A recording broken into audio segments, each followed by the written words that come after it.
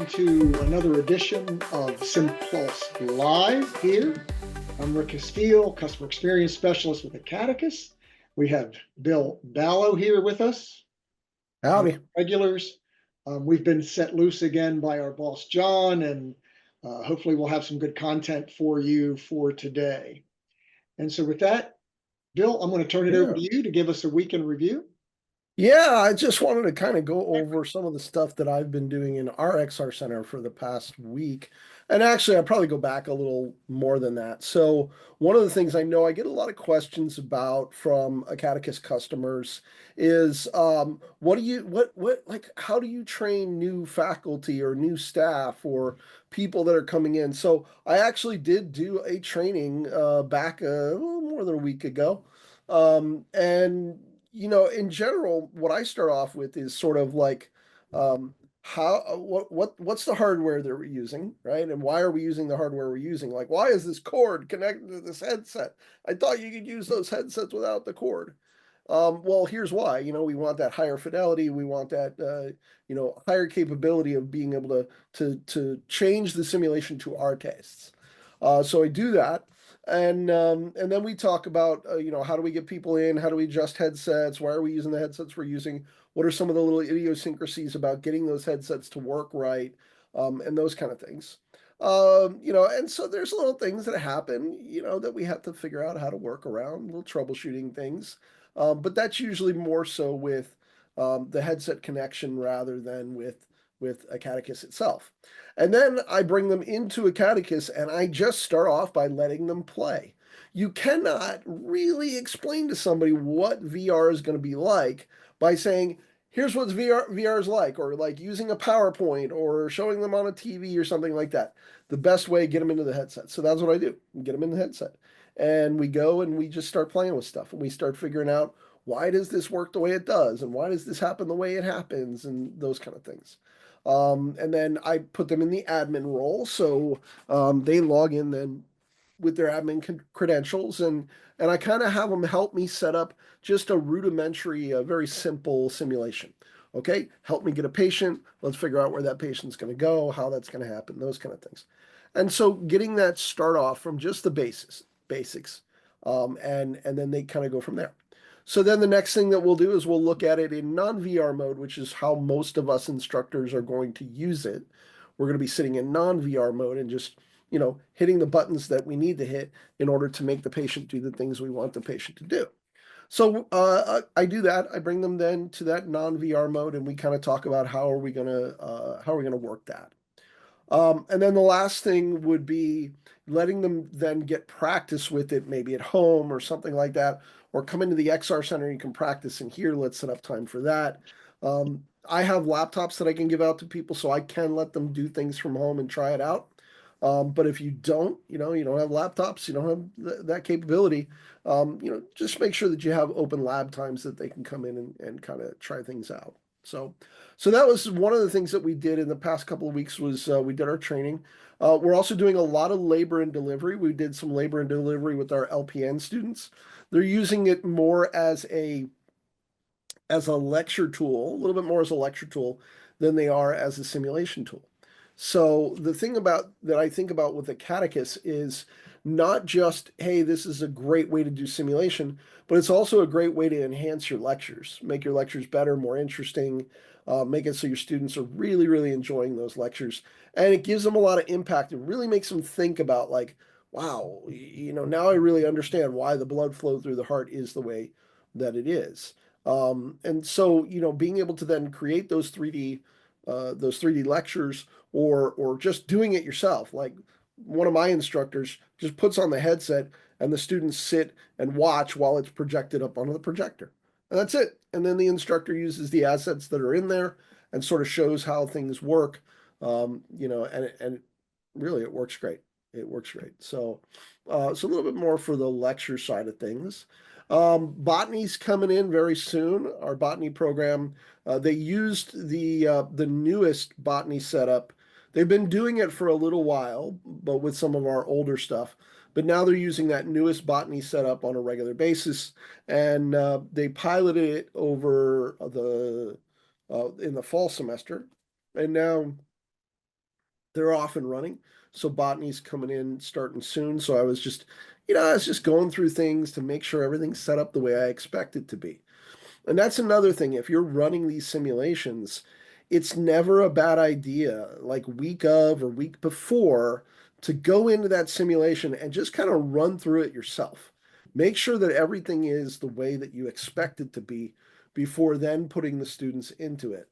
For one of my simulations, I keep forgetting to put a vial of morphine in there. I can't believe I keep forgetting to do this.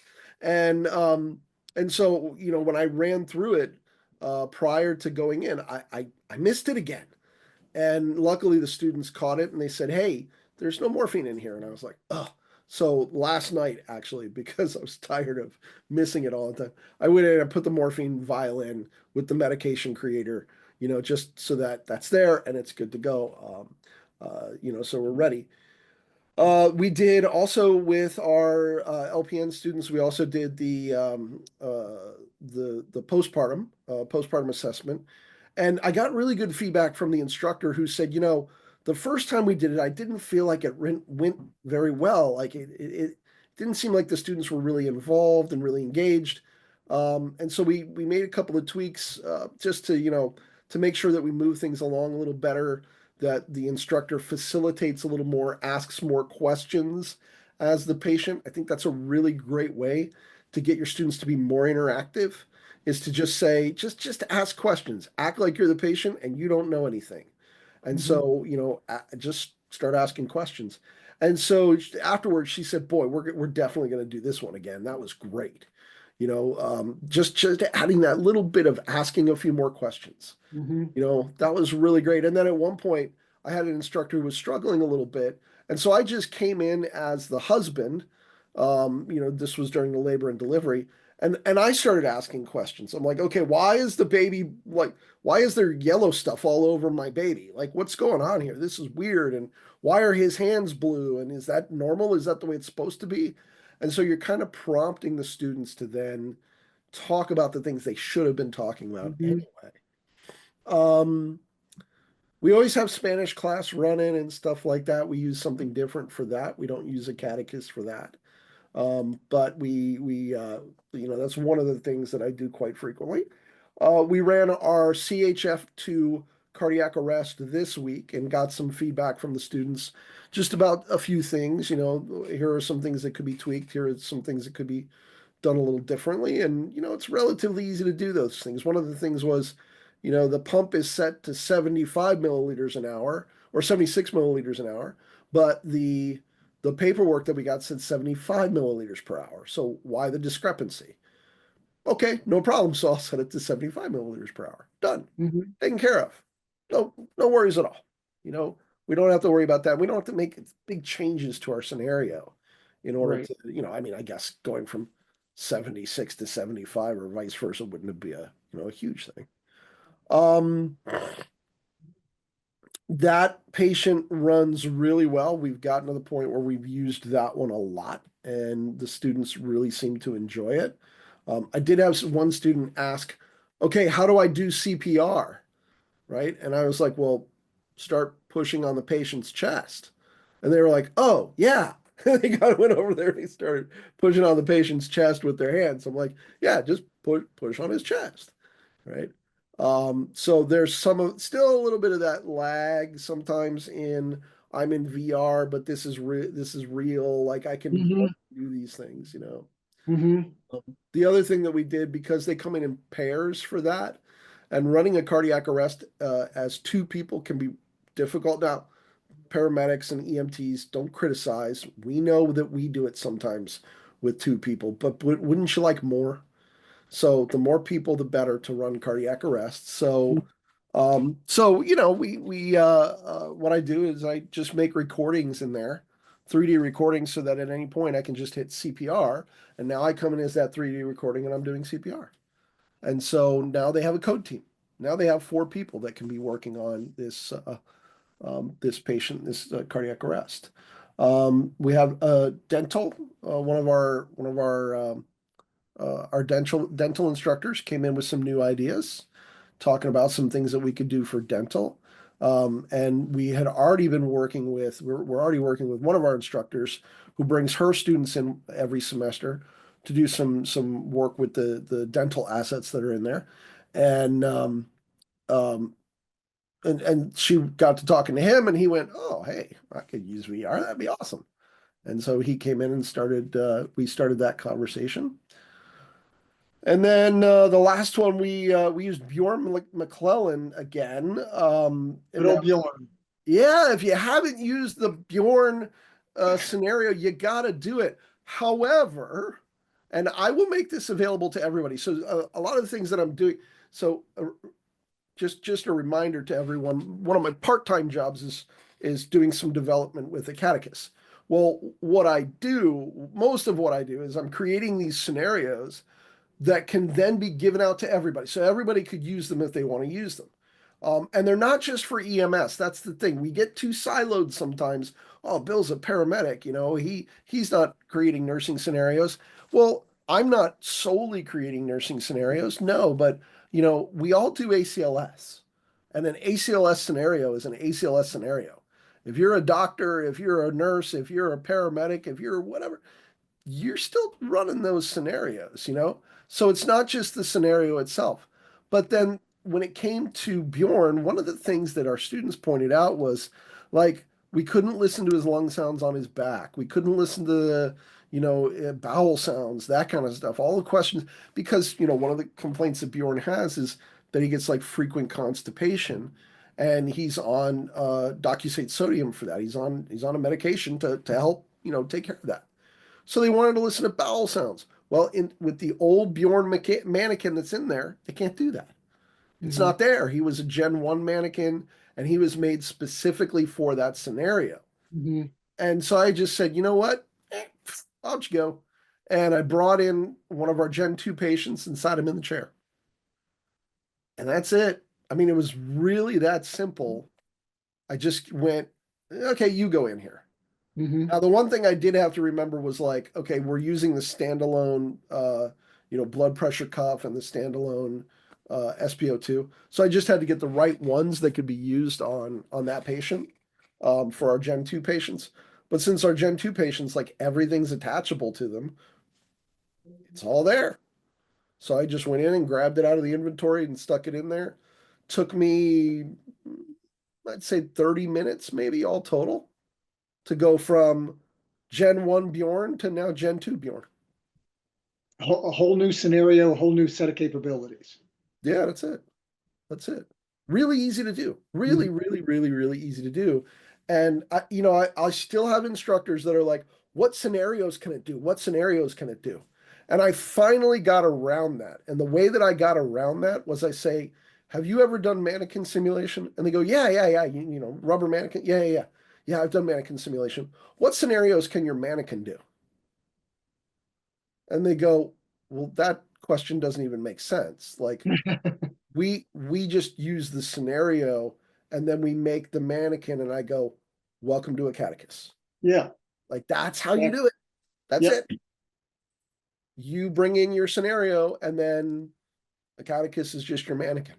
And we get that feedback pretty regularly from folks who are interested in Acadicus, who have had experience with other platforms where they're used to being really locked in.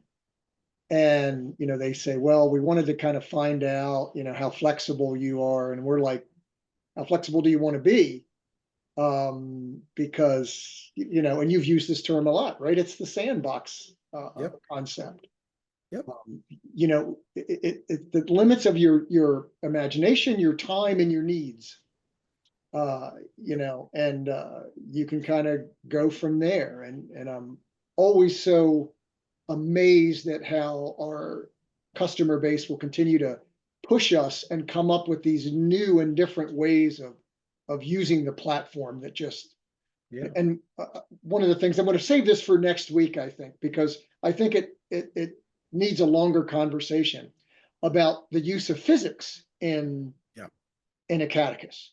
Yeah. And something that I've just recently kind of started playing more with as we've gotten more requests along the behavioral health, mental health side of things, where they want to be talk about escalation and de-escalation, and they want to kind of be able to throw things Yeah. maybe and have student experience that. Well, I would get tripped up with that before, but then we can switch on physics.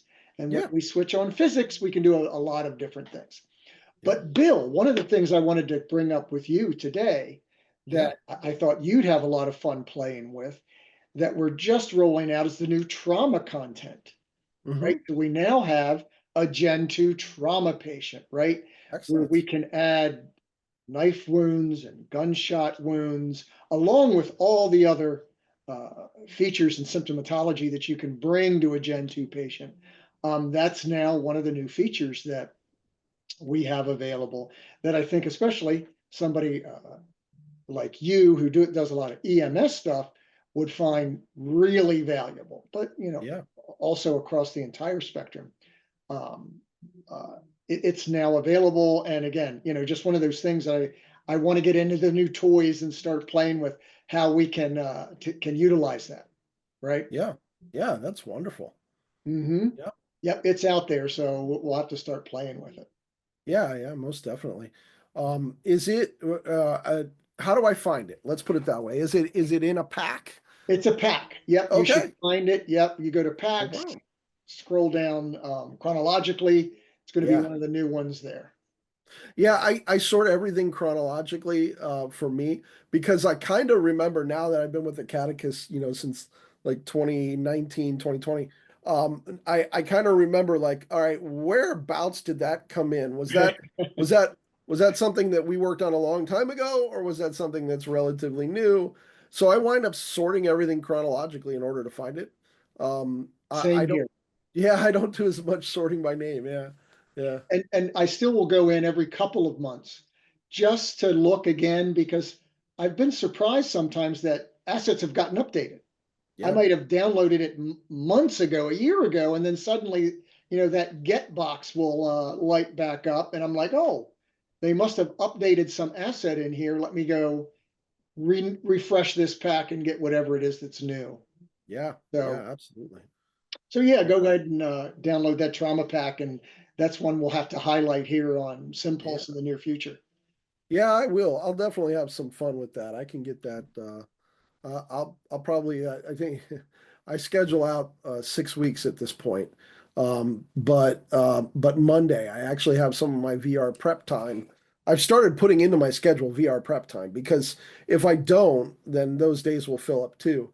So on Monday, actually, I'll probably put that into a room and start playing around with it. Maybe it'll be a trauma patient laying in a meadow or on the beach. I haven't used the beach scene that much, so Yeah. Well, we also have that cityscape side, yeah, that works right? too. Yeah, right. Could have Yeah, had a shooting, right? yeah, Unfortunately, we hear about that all too often. yep, In fact, yep, we had an event. I'm up here in northern Maryland, just below PA, and so we get a lot of the PA news. And University of Pittsburgh recently had a shooting in their ER. So yeah, yep, yeah, they were shut down for a while. yep, Unfortunate yeah, news that we have to. yeah, yeah, and we that's why we do what we do, is to train people for those horrible situations. Mhm. One of the things that I've been talking a little bit about with some of our public safety people is active shooter design, right? Is designing some sort of how do we deal with active shooter, and then for us in EMS, so many of these things are linked. There are so many times where we'll think, well, I work in HVAC, so like that, what does that have to do with EMS? Well, a lot if you freeze your fingers, I guess, Mhm. or something like that, right? So I think about it in terms of, okay, if we're doing some sort of active shooter training with our public safety, EMS goes into some of those active shooters now. So we call it, the warm zone technique or warm zone trainings. Instead of where it used to be, we would stand outside and just wait for these patients to be brought to us. We have found that obviously it's much more advantageous and much better for for the patient if we're also added into that. And of course, most EMS agencies have some sort of a, well, I shouldn't say most. I should say there are a lot of EMS agencies that have their own sort of SWAT teams and stuff like that. I know down in Pinellas County, where I'm from originally, we had SWAT medics, and so our SWAT medics trained right alongside the SWAT team. But for those that don't have that, your medics are learning how to go in with some of those teams, and we're going into what we would call a moderate risk situation, maybe. So, because we do realize that patient outcomes are better if we can get to them quicker. So Mhm. Yep. Well, and it's all about the training and education. That's why we do what we do. that's right. Yeah, absolutely. All right. Absolutely. Well, let's wrap up with just one bit of news that I picked up on today. And I'm going to share my screen real quick because this is going to be of interest to all of our customers and people who watch this. And this is a new offering that Meta just announced yesterday or today. This has been out in beta form for about a year, I think, where they've worked Yep. with some of their educational customers. But they now have a program, Meta for Education. And it looks like, to me, it's a little light on information about what's included. This Yeah. little box here kind of is what you get. 2 years of Meta Horizon managed solutions with your device purchase. Contact us. If you Yeah. scroll all through this, right, a lot of interesting, good information, but nothing about kind of costs or what's involved. You really have to reach out and contact Meta and talk to them about how many and what type of headsets you're looking for. And I guess they price it out from there. But Yeah. it is an option that's available now for higher education, I guess any educational setting that's looking to use VR as a tool. So well worth, I think, looking into Yeah. if you're shopping around for headsets now. Yeah, it could be nice for some of us who, I know there are a lot of schools that have kind of contacted me and said, hey, we've got all these MetaQuest headsets, but like, what do we do with them? Like what kind of stuff can we put on it? And then of course you find out one of the problems is if you log all your headsets in with one account, well, you can play this game on headset one, but then on headset number two, you Yep, can't do it at the same time. yep. Although ones that are downloaded to the headset and you can turn the Wi-Fi off, you can do that. But Mhm. yeah, that becomes problematic. And so I think the solution here is almost like Meta is going to. This is the way I see it, and maybe I'm wrong. I haven't contacted them yet. We probably will talk to them at some point, but like Meta, I'm assuming is going to have a slate of games or programs or whatever that then you get to use, and you can use them on all your headsets or whatever. Mhm. And I'm assuming there's going to be some side loading and stuff like that. Mhm. Almost maybe some device management like you do with Right. Arbor or Manage, because you'd have to. You'd have to. Yep. So yeah, I think it's very interesting. I mean, I think a lot of us that have been working with multiple headsets already, we're kind of like, yeah, thanks. Like Right. it's Yeah. Yeah. about time.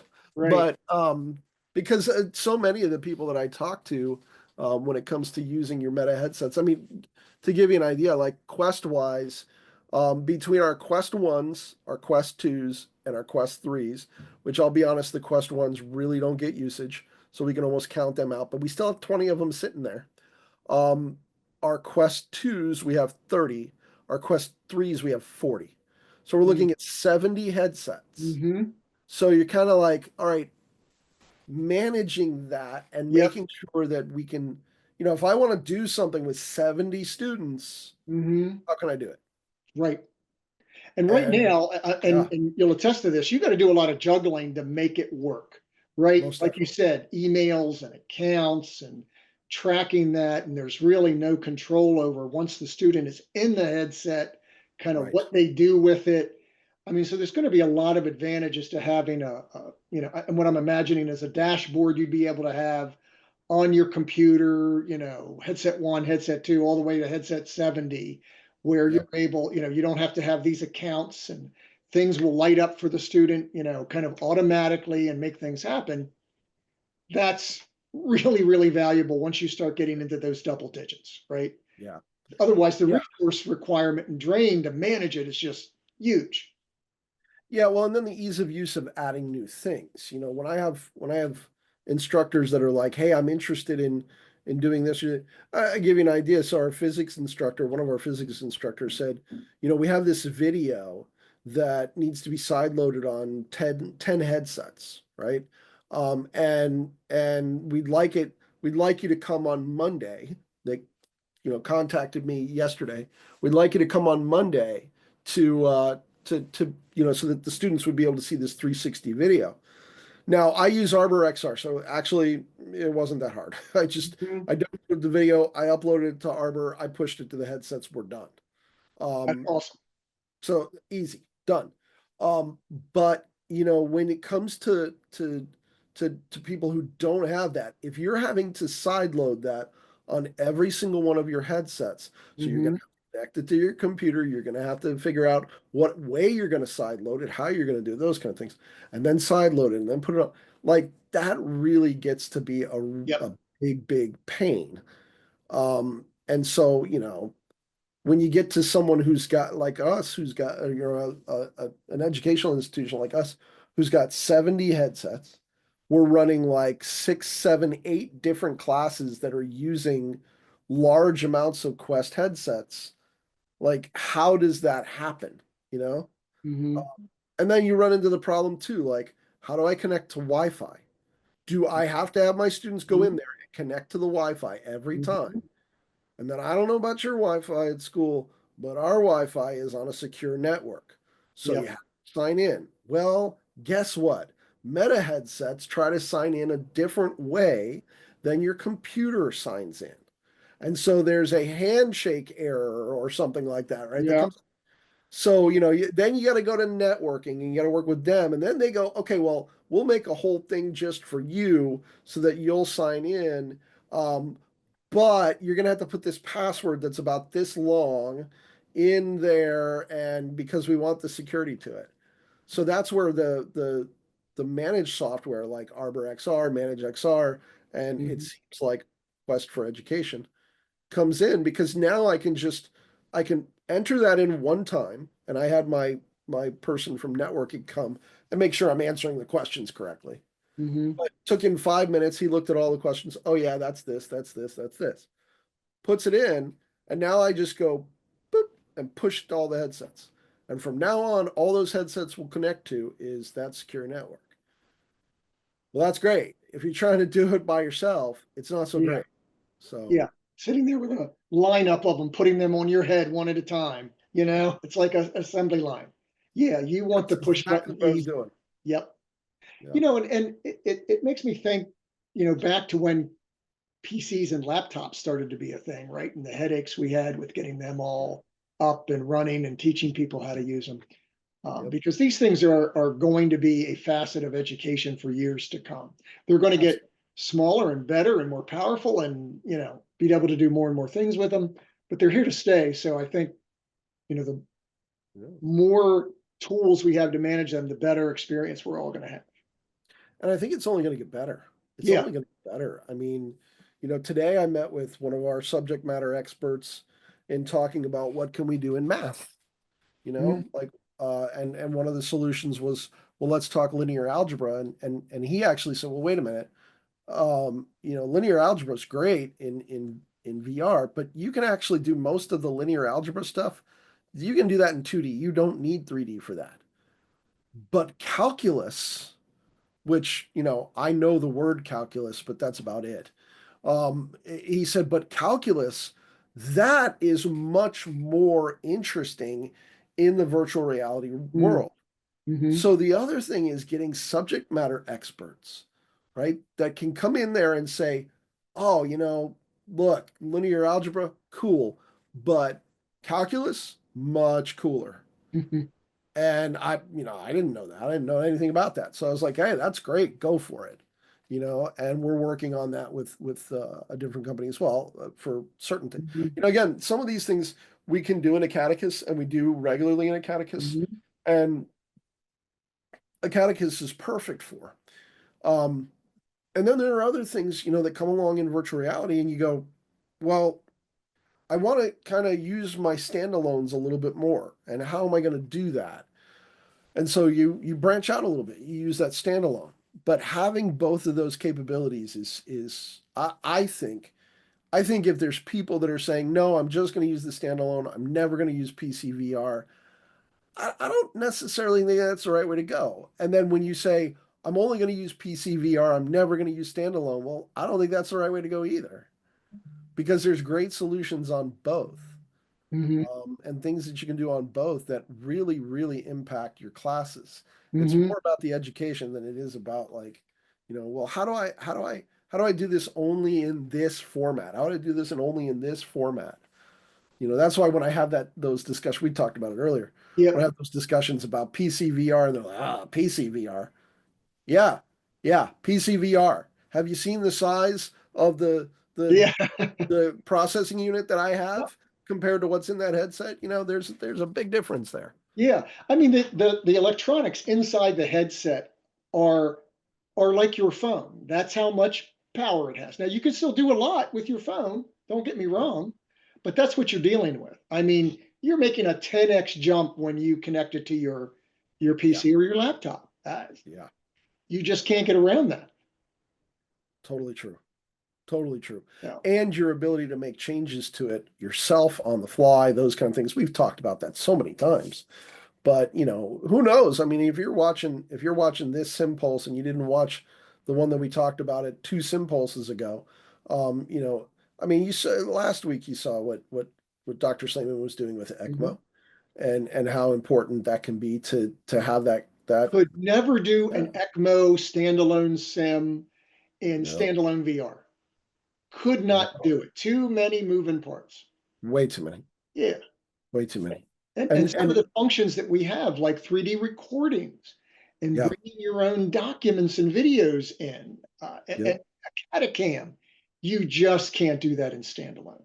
And that's totally agree. why a lot of the companies that use just standalone restrict you Yep. to the content they provide, right? It's got to be kind of as it's set. You can't move too many things around because it's got to be static in order to run on the power that it's given. That's right. Well, and if you're wondering, if you're like, hey, we talked about it earlier, just kind of bringing the circle back here, but Mhm. I have to change in a catechus, I have to change the pump setting from 75 to 76. Mhm. Okay, well, if that's something that's static within that environment, and it's not something that, is part of that scenario to change it, and you can't change it, now you're just well, sorry, you have to, change your scenario to meet what Mhm. we already have. Right. And that's why I do still get a lot of those questions like, what scenarios can you do? What scenarios can you do? Well, that's not the right question to ask, Right. right? The right question, because then I bring it back. Well, what scenarios can your mannequin do? Mhm. And so that's the right question. Yep. And once you do that, and don't, if you're a person who's trying to help your faculty use this, definitely don't do it in sort of a jerky way, like, oh, can you do? Don't do that. Like help them to understand, because they're not visualizing the capability. So Mhm. I just help them to understand, like, think of it just as a mannequin. And I've stopped calling them assets or, VR. I just call them mannequins. Mm. And Mhm. and everybody seems to go, oh, okay, yeah, I get it, mannequin, right? So that's all you're doing is like, what can I do with this particular mannequin? So yeah, yeah. Very good. All right. Well, I think that's going to do it for this session of SimPulse. Bill, as always, Well, thanks. Good talking to you. yeah, good talking to you. And thanks for those of you that are watching this, usually on replay. And remember, we're here every Friday. You can join us live or, again, pick us up on YouTube or LinkedIn or back on the acadicus.com site where you can find all our SimPulse listed there. Yeah, come in and ask us hard questions, Yes. like We'll even put the challenges. headset on and demo it for you. That's right. Yeah, come in and ask some questions that we're not going to be able to answer. We like that. Yes. It'll probably stimulate us to figure something out. That's great. That's right. That's where the imagination comes in. Because then we start going, oh, that's a great idea. How are we going to do? Okay, let's get in there and start working on that. And I love that more than anything else. So Yep. awesome. Good to talk to you, Rick. Yep. You too, Bill. Thanks. Okay. Bye, everyone.